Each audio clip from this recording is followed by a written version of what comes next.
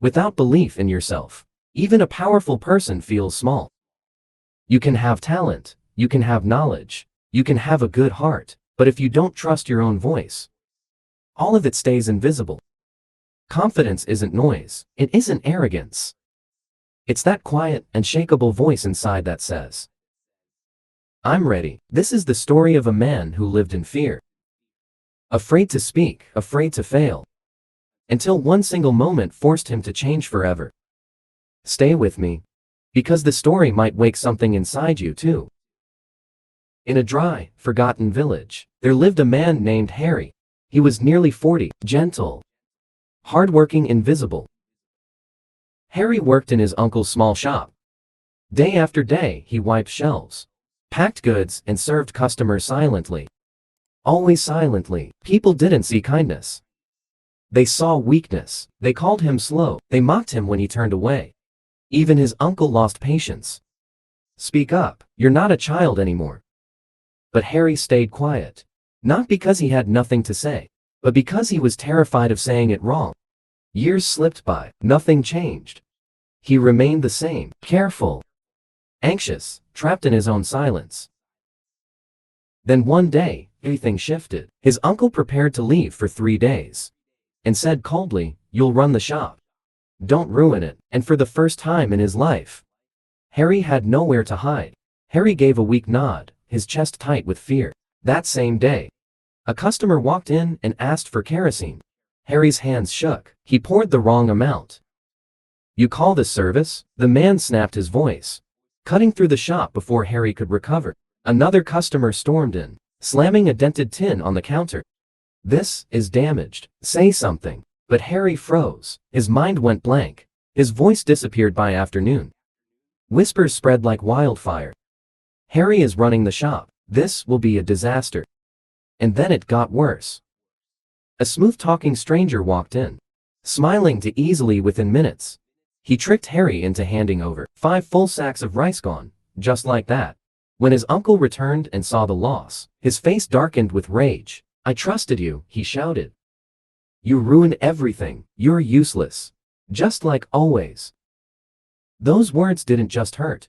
They shattered something inside him. Harry said nothing. He simply walked away.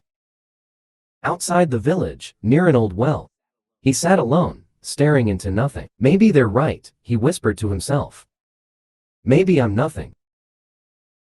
A calm voice broke the silence. "Then why sit here like you've already given up?" Harry looked up. It was Guruji, the old man everyone respected, but few truly understood. "I fail at everything," Harry said quietly. "I'm not smart. I can't even speak properly." Guruji sat beside him and hurried. "Confidence isn't born from perfection," he said gently. "It's built every time you try again, even when fear is screaming at you to stop." Harry frowned, unsure. Guruji smiled. "If you truly want to change, come see me tomorrow." The next morning, Harry arrived, hesitant but curious. Guruji gave him a task. Go to the market. Speak to 5 people. Ask what they sell, how they price it, and what they enjoy about their work. Harry's heart pounded. Talk to strangers.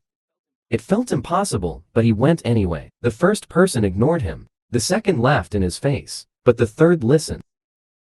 "I sell mangoes," the man said, with a grin. "Why do you ask?" Harry explained. Stumbling over his words, they spoke for 10 minutes.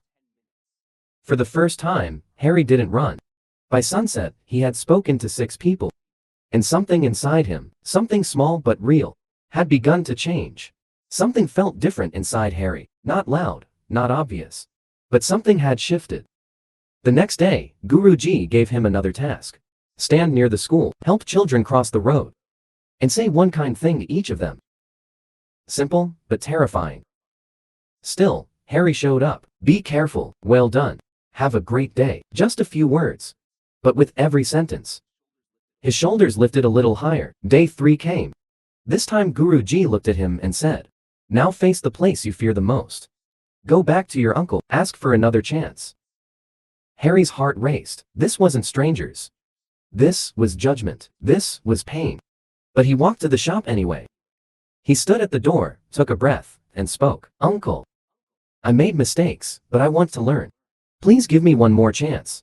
Teach me the right way. Silence filled the air. His uncle looked at him. Really looked at him for the first time.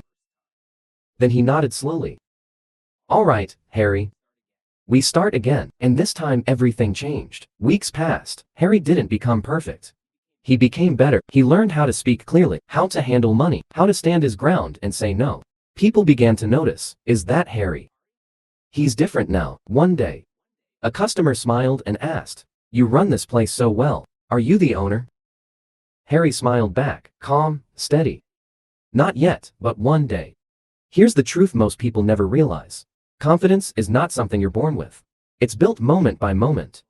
Step by step, every time you speak, even when your voice shakes. Every time you try, even when you're afraid, you grow.